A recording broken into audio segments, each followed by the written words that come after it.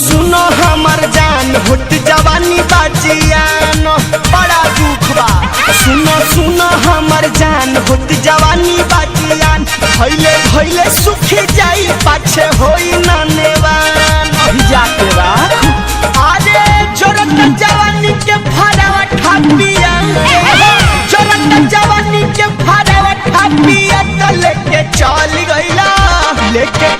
गइला बॉम्बे छनावा टापिया लेके चल गइला बॉम्बे छनावा टापिया लेके चल गइला छोटा का छनावा टापिया लेके चल गइला छोटा का छनावा टापिया।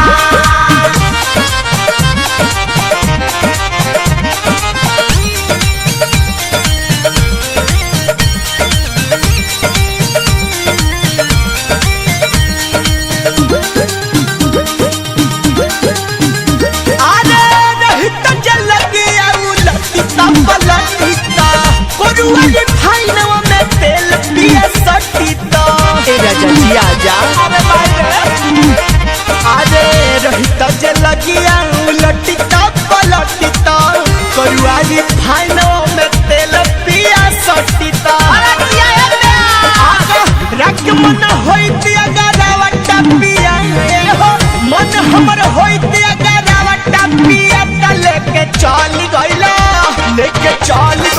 बहरा छनावटा पिया त लेके चल गइला बहरा छनावटा पिया लेके चल गइला बहरा छनावटा पिया लेके चल गइला बहरा छनावटा पिया।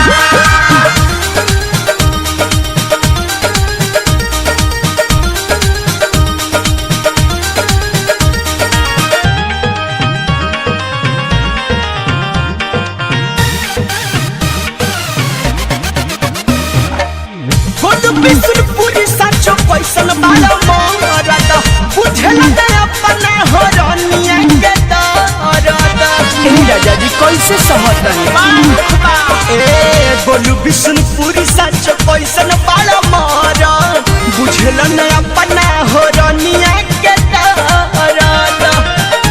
अरे जरी जरी भइल का जरावा टापिया शंकर जरी जरी भइल का जरावा टापिया लेके चल गइला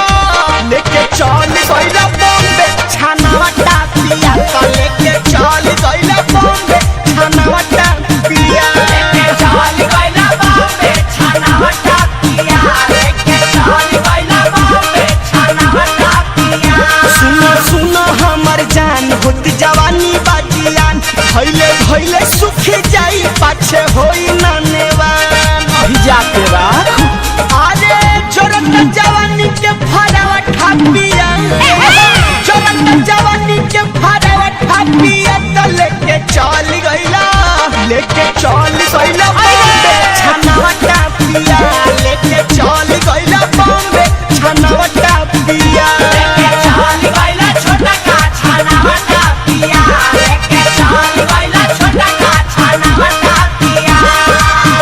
मैं भरौठा जर के धुआं गइले राजा।